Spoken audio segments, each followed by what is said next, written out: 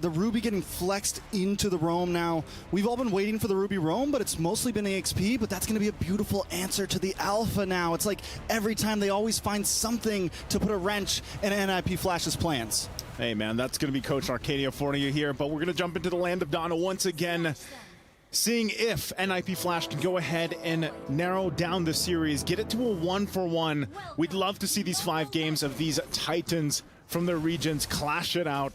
Again, the first time that one of these teams will make it to the grand final here for the MSC 2024. And looking at this too, I'm glad to see Alpha come to play, man. You know, it's funny because I have you on desk here with me, and I know you've shared your sentiments about Alpha.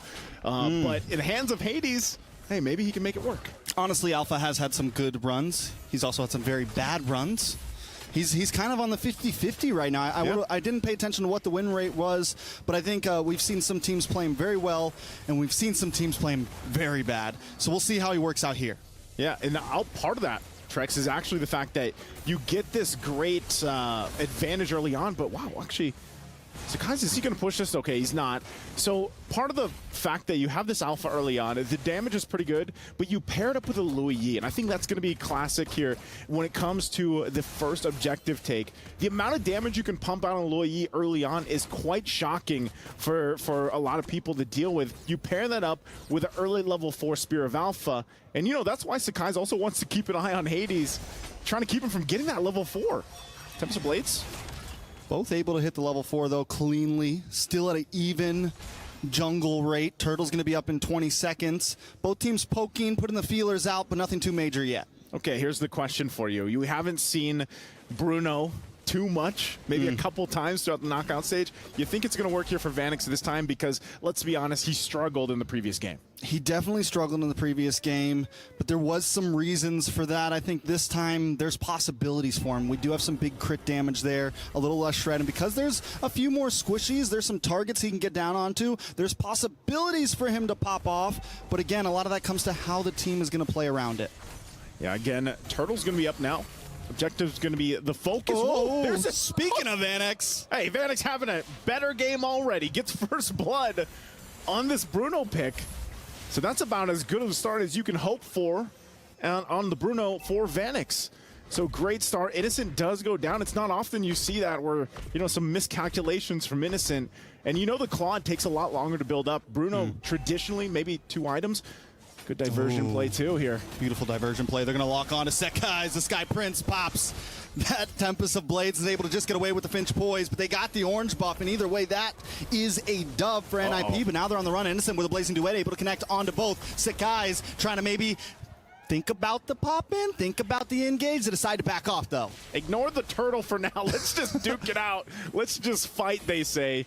But now with that, you know, losing that orange buff isn't going to be anything too crazy for Sakai's. He does have his purple at least, and they might make their way for this turtle now. They're going to go ahead and focus out JPL so he can't get that setup he's looking for. Still has the wild charge and the flicker. So this is going to be a little bit of a crucial moment for both these teams. Real quick, too, no first items locked in just yet. Still on the way there. A couple level 2 boots also locked in for some of the roamers, the XP laners. Fury Hammer, though, for Diablo could be enough damage to pump out a possible kill early on. Remember, too, he's got that Petrify. So on the flip side, both XP laners, top side again. They're going at it. They're going at it, man. Blow for blow. Lane, yeah. But they're going to start with the turtle finally. Again, keep an eye on both XP laners as they approach this, utilizing the Petrifies if they can. Cram waits patiently. I'm offended. Locks on to Hades. Sakai's looking for the backside, trying to lock onto one, but he gets petrified, knocked off the wall. Tempest of Blades does come down, able to get the kill onto Hades there. That's 1 down and a turtle. Sakai's able to secure it. SRG coming out on top in the fight. Man, the timing here. I'm not sure if they're going to actually be able to force JPL down. They might want to. Diablo may be able to help out, but Humes doesn't want to give it up. He's at least going to zone him away, and that's going to help out Cram here. SRG don't force it.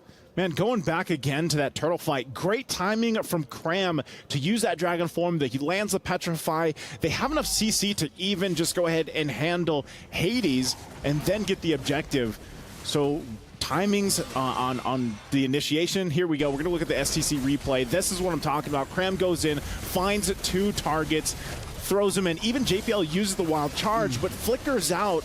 Unfortunately, they can't get that kill, but they get everything else they wanted for SRG. Yeah, they're going to have to start thinking about this Ling, man. Sakai's is a problem. And they don't have an answer, but Curtiz looking for the diversion once again, just like last time, except this time it's a different Creek camp. Innocent, though, onto him, pops a BMI. Looking for the dash over to Spear of Alpha connects. Innocent able to BMI away. Tempest of Blades comes down, knocks up Hades. Looking for the next target. Curtiz trying to run, trying to get away, but Sakai's won't let it happen today. Sakai's now maybe in a bad spot as well. Diablo, Vanix, locked up, and look at the damage. Diablo able to get the kill before Vanix drops, though. That's 2 for 1. Jungler for jungler, mid lane as well. Oh, do they? I thought they wanted more, but man, talk about the mechanics on Innocent here.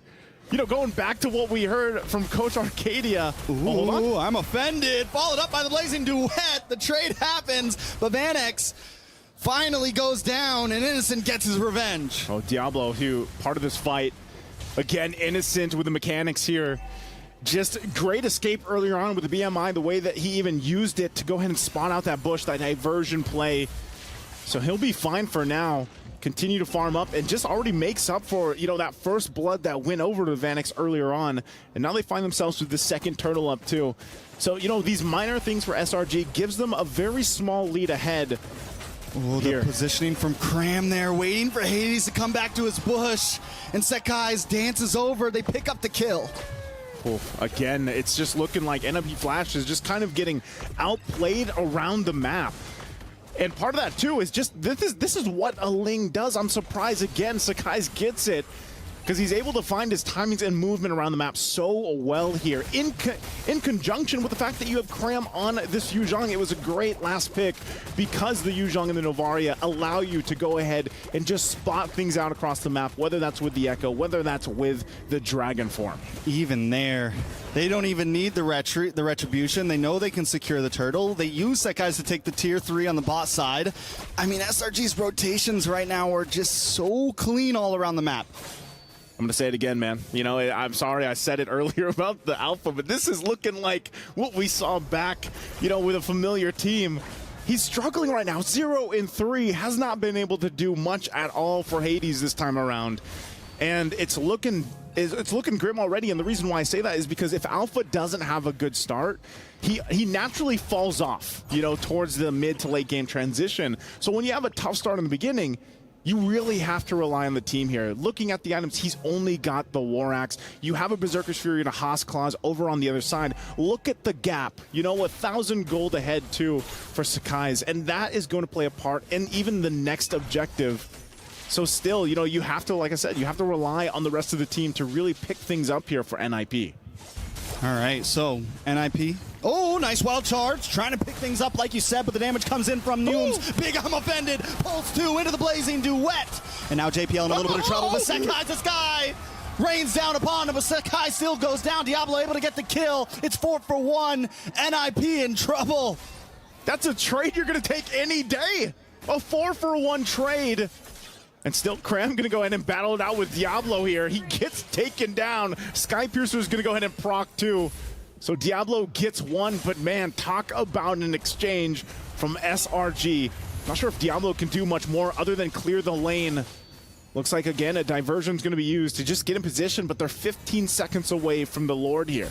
15 seconds from a big push from either team. Most likely SRG will have positioning over it. We've seen possibilities from NIP, but even when they get the big knockup, even when they're able to make a play happen, SRG responds so well. And Humes, Vanix taken down as well. He got his 1v1 back-to-back now. Innocent for Vanix, back and forth. Innocent, a beast himself. I mean, he got the one down earlier on, then is now 4-1. Diablo, though. Diablo, look for the 1v1 himself. Tempest of Blades does come down. Diablo able to eye for an eye away. Out of the damage, but Sakai still on the chase. And it's hard to run from a Ling, but wait, is this going to be the outplay? Sakai smells it in the air. He gets away. How does he keep getting the Ling? I mean, he's doing things like this, and it looks like, too, they just went ahead and started up the Lord, and they take it with Innocent. Ooh, so much damage on Hades. Hades trying to get away with the Spear of Alpha, but Cram still gets the kill with the passive. Oh, now Kurt. Oh. Cutting it close. Kurt. But man, SRG, just like we saw previously, this is their power play. This is their movements that they make time and time again from what we've seen from them. And just patiently waiting. Sakai's has done this multiple times. And you're wondering, what can NIP Flash do to stay in the game? We're only 10 minutes in. Lord pushing down the bottom side. These tier 2s are going to fall. Diablo stays up on the top to try to keep that wave from pushing in. But these buffs are all going to go in the hands of Sakai's here. Good damage, though. Oh, they just missed Stormy. JPL's going to go down for that one. Sakai's with another kill. And now Lord's still coming. They can send Stormy back. It's okay. That was a little desperate, you know, from JPL. It's kind of like, you know, you try to get at least something. Shields are going to pop, and now the Lord is here on the bottom side. Look at Yumes. Look at the positioning. Zoning them out completely. They're afraid of the I'm offended. Ooh, and there's the I'm offended. Speaking of it, Hades gets a Spear of Alpha, brings a bunch of them back, and Diablo strikes back with a double kill. Cram, Yumes down for the price of nothing. NIP able to defend now. They lose an inhibitor, and here comes a diversion play. They're going to try to lock onto another member. Stormy under the tier 3. They get the Petrify. They get the kill. And now they find some answers. Innocent, though, comes in with Blazing Duet, finds Vanex. Curteasy goes down next. Innocent with the double. He gets shut down from Diablo. Sakai's now in a weird position. Needs to go for the tower. Maybe even needs to get out of here. Man, talk about Diablo, the saving grace here for NIP Flash. He's 7-0 right now. And this is literally, as we look at the STC replay, great positioning. This is already after he got multiple kills. Good attempt from Innocent to get what he can, but Diablo right now, the damage is there, and this is why they wanted that Benedetta. Because, man, it's almost to the point where, all right, I've got to put this on my shoulders. We've seen him do it time and time before in his past. He's got that Blade of FCs, he's got Sky Piercer, and the Blade of Despair. That's enough to be able to pump out all that damage.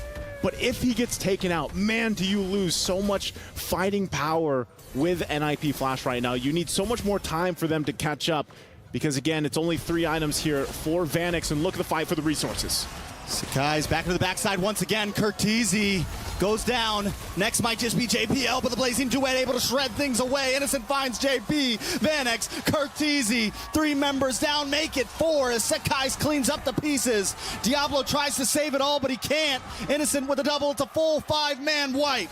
Oh, it's a full 5-man wipe, and I think they're just going to go ahead and run it down mid lane. They tried to fight, but it's just too much of a lead for SRG. NIP.